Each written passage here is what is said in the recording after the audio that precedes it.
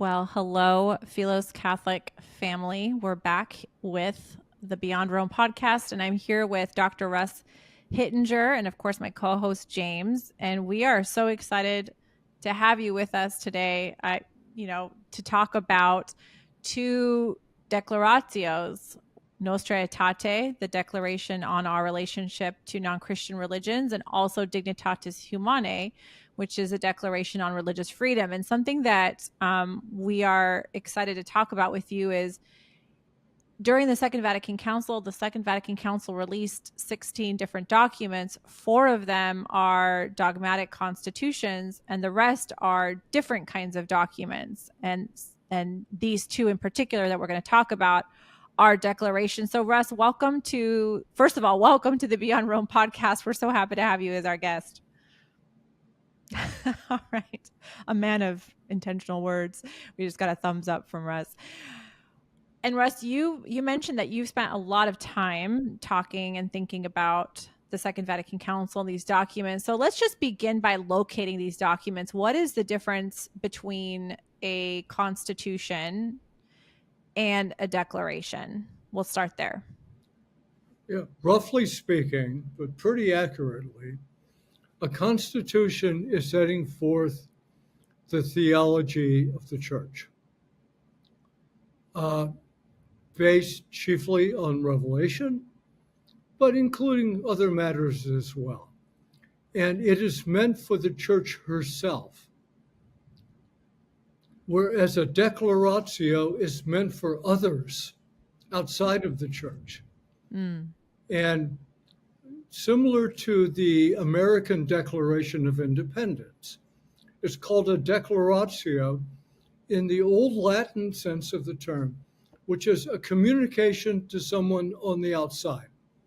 In the case of our Declaration of Independence, it was actually to all the nations of the world. Yeah. And a declaratio sets forth one's intentions with regard to others. Mm-hmm. The American Declaration of Independence has principles in it, but it is not our Constitution. It is not our internal organization ad intra in Latin, for ourselves. So in the documents of Vatican II, the constitutions are our fundamental theology about various matters. Right. Whereas our declarations are much shorter documents, very short documents about our relations to others. They're meant to be short. They're more diplomatic, by the way, without moral reasoning, but they're more diplomatic than they are constitutive of our own body, Christian body. Mm-hmm. Now, Nostra Aetate is the second shortest declaratio. Dignitatis Humanae is a rather short but slightly longer declaratio. Mm-hmm. And these concern our pledges to the rest of mankind. Yeah. Yep. Okay. That's not to say they don't have important philosophical and theological dimensions. In fact, in our own Declaration of Independence as Americans, there's more philosophy in the Declaration of Independence than there is in the Constitution itself. Okay. Interesting. But it's who it's meant for, who we are addressing. Interesting. And so with the Second Vatican Council, those 4 dogmatic constitutions, so we'll just list them for those who don't know: Lumen Gentium, Gaudium et Spes, Sacrosanctum Concilium, and then what's the 4th one? I'm blanking, of course. I'm blanking on the 4th one because you can never just remember the 4th one. But I think that what I see is a temptation to, first of all, if you are a Catholic, a devout Catholic, you take the Second Vatican Council seriously. It's an ecumenical council, so it's not really an option. This is an important council and legitimate council church. That's the first point. The second point I'd like to make is that while, yes, the dogmatic constitutions, like you said, have to do with speaking to the church herself, and so they have a weight that is weightier, a weight that's weightier than declaratios. That doesn't dismiss the importance of the declarations, even though they're of a different kind. Would you agree with that? Right. But even among these declarations, you have to make some distinctions. Okay. So Nostra Aetate is very brief. Yep. Dignitatis is brief, but 3 times longer.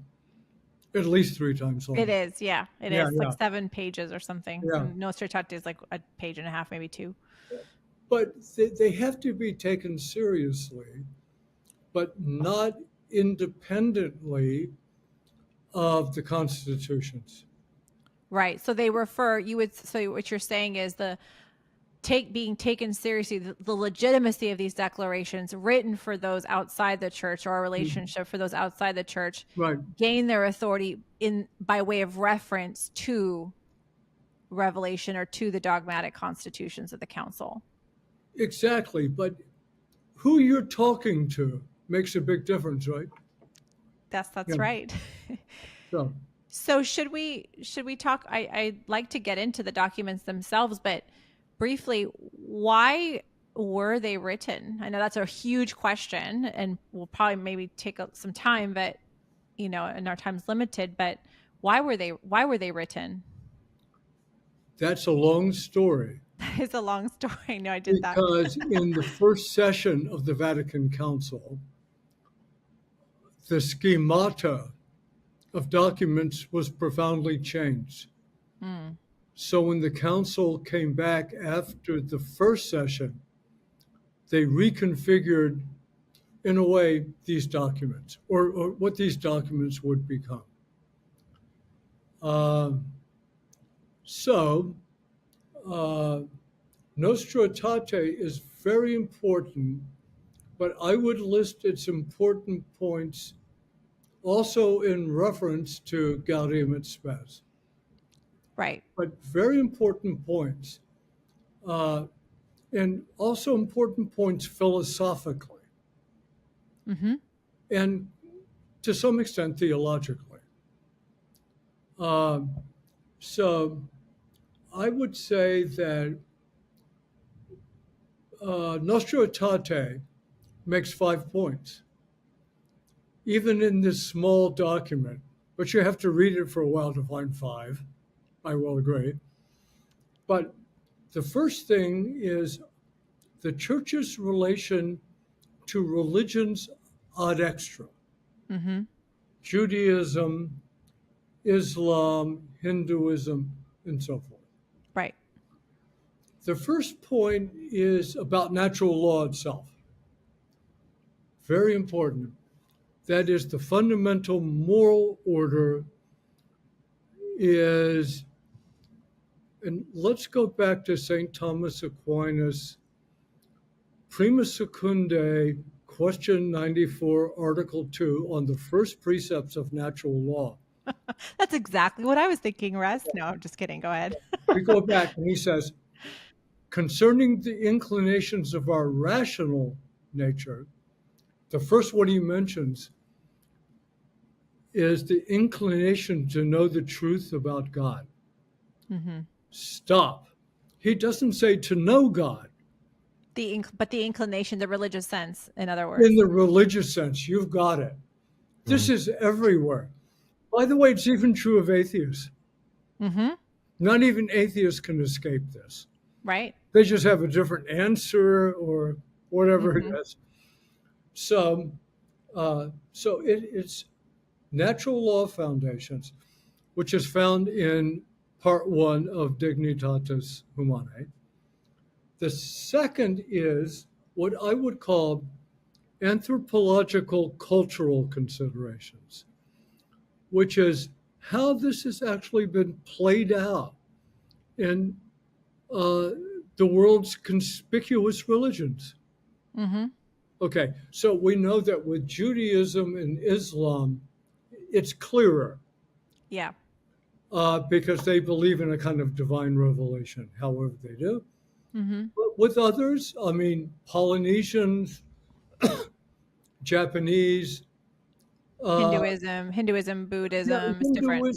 Hinduism should be counted as a higher kind of theology. But so they want to deal with that as well because although it's not biblical or quasi-biblical, it does provide evidence for that inclination to know the truth about God Mm-hmm. and to adhere to it.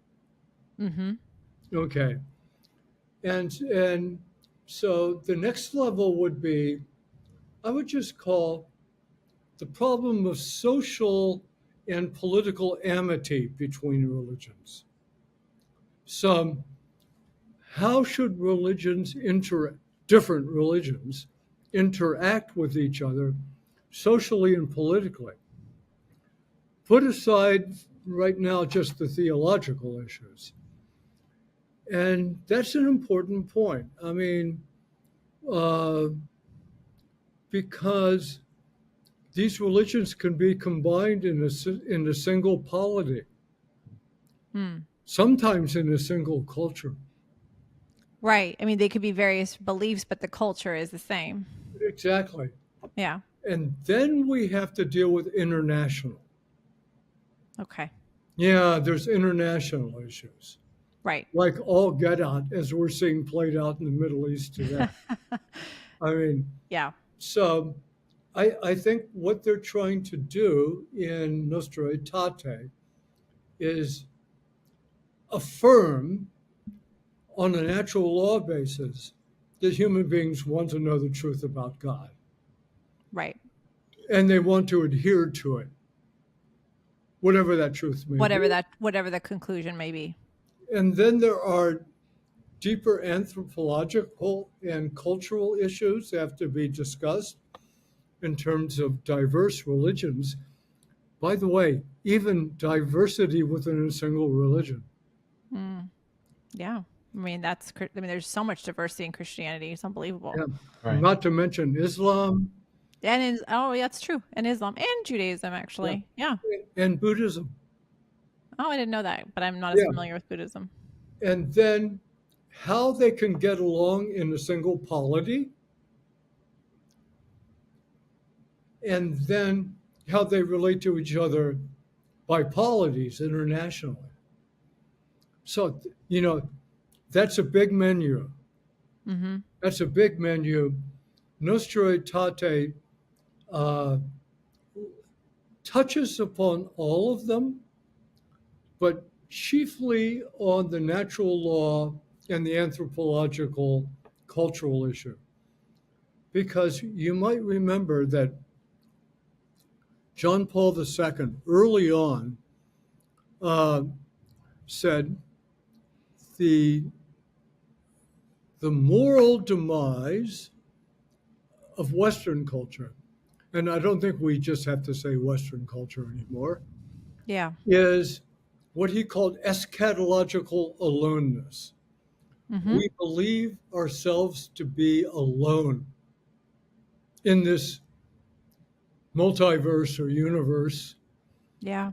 And that is the primary challenge to any religion. Because religion always means offering ourselves to God. And binding ourselves to God and to each other. Binding, exactly. Because it's religios, to bind all the time. Right. Mm-hmm. And so, that is a new issue. Maybe it's a very old issue, but it's especially a new issue that Nostra Aetate doesn't address. And this is one good reason to read Gaudium et Spes, which takes it up in great detail. Interesting. Because Wojtyła wrote some of the best passages on this. In Gaudium et Spes. Oh, yeah. I'm assuming he wrote I don't know if it's Gaudium et Spes 22 or 24, but man finds himself in a sincere gift of self. Paraphrase. Right. Yeah. Yeah, but we're now talking a gift of self to something higher, which is religio, in its full sense of the term. And so Nostra Aetate, and to remind you, because it's a declaratio, it's not going down into everything that was in Gaudium et Spes. Because it refers to Gaudium et Spes, and you have Gaudium et Spes to deal with the principles by which the practical proposals in Nostra Aetate are grounded in Gaudium et Spes is what you're trying to say. Right. Okay. And so is Dignitatis. And Dignitatis. Okay. And Dignitatis. So to recognize a kind of cultural and anthropological universality to religion and to respect it is grounded, first of all, in this document, not in a full theology, but in a full anthropology. You mean the declaratios have the anthropology part? Yeah, it's an anthropology. You can't understand the truth about human beings without taking account and respect of this. So let me revert quickly over to Dignitatis. Yeah. It was the most controversial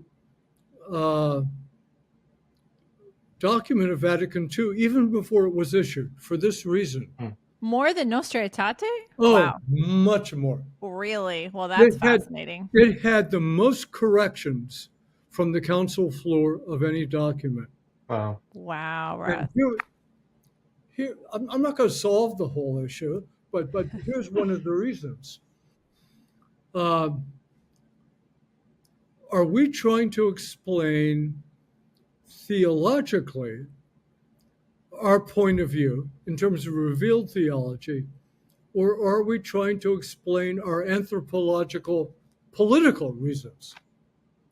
And by the way, the original draft put the church's position first, which became part 2 of Dignitatis, and then the implications for constitutional rights, moral rights. They reversed it at the end, and they had some good reason for doing so. Because the beginning of Dignitatis Humanae is very anthropological, like the right to religious freedom, grounded in man's social nature. And I mean, it's very... Exactly. Yeah. Actually, his religious nature, too. His religious nature, or he has a responsibility, to moral obligation, particularly a responsibility towards religious, right. Searching. So in Gaudium et Spes, there's a much better explanation of it. But to quote a line, we must protect the sign of the transcendental nature and dimension of the human being. Human beings are naturally religious. Yes. And so Dignitatis asserts that. Remember, it's a declaratio. It's not a constitution. You've got to read Gaudium et Spes. But it asserts that and says certain things follow from the transcendental, that's not a good term, transcendent spirit of a human being, which is to know first truth. This is Aristotle 101. Yeah. Aristotle. It's Plato 101. It's Marcus Aurelius 101. For heaven's sakes. For heaven's sakes. Yeah. And so, for those reasons, there have to be some limits on political legal rule to respect that. Now, Dignitatis goes into all of the exceptions to it, which is if one is truly and directly harming natural goods, By the way, including the transcendental orientation of the humanum. Mm-hmm. But, doing things that are violative of other kinds of moral order or political order. But part one of Dignitatis is defending what I would call what Nostra Aetate assumes to be the natural law and anthropological-cultural order of this issue.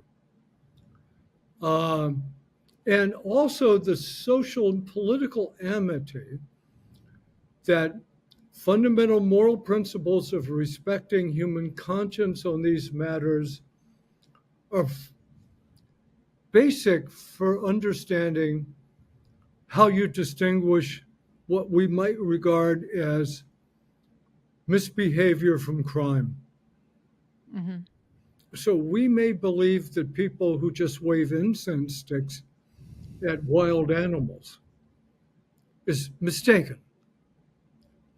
But But we're not going to criminalize a religious practice that isn't. Yeah, exactly. Right. Yeah. Because it's also part of the natural order of things, besides being religious, to be political.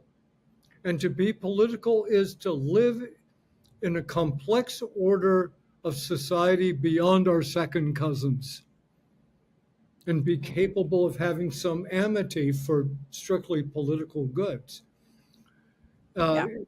Chief of which is justice. We don't want our first cousins adjudicating disputes. Mm. Well, unless you go to Newark. I'm sorry. Anyway. Well, yeah. I mean, I think I just want to take a quick tangent and connect the dots. Why are we talking about Dignitatis Humanae and Nostra Aetate on the Beyond Rome podcast?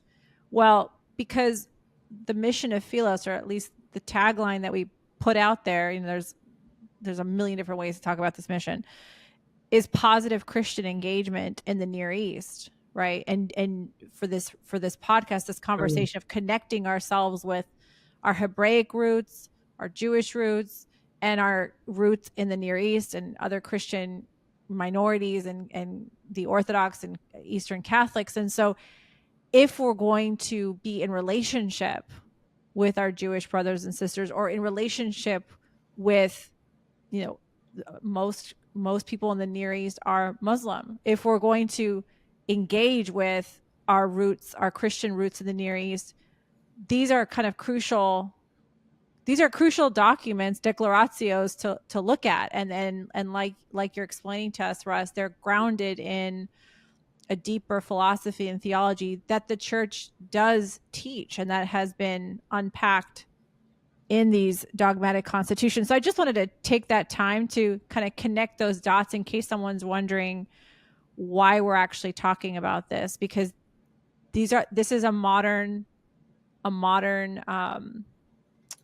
counsel for modern man in modern times. And so I think I make up, and you can correct me, Russ, that there was so much controversy around Dignitatis Humanae because even the temptation to begin the document with the church's specific proposal and to reverse that to the religious sense or the Aristotelian anthropology is to actually, I think it's a work of the Holy Spirit in this sense, that we're recognizing that in this time, the way we're going to relate to people has to be firstly on a human level before we can even get to supernatural relationship. Yeah, well, I agree. And by the way, this raises a very tough question, which you may well be more competent to address than yours truly. The state of Israel allows religious liberty. Yes, that's right.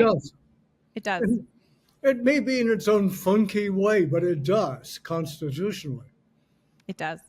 And its immediate combatants probably don't. Yeah. Okay. They may recognize it as a temporary custom, or policy, but not constitutionally, right? Yes. And so, I mean, that's one problem over there of trying to settle things, and that, it's well beyond my ken to pronounce on this. But you do know that the second half of Nostra Aetate does address the Jews. There's as much or more attention given to this issue in that very short document as other religions. And it was for this reason that everyone paid attention to it. Because although it's not a confession of fault about certain laws, policies, actions of the older Christendom, it is trying to set things straight. Yeah. Because the older Christendom with Jews was different than the older Christendom with Muslims. Now, I'm not supporting either of them. I'm just saying there was a difference.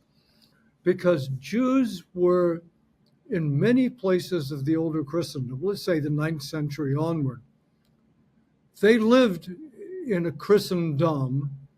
Dom means house, domus. They lived nearby. Whereas Muslims were not really allowed in the city except as diplomats or something.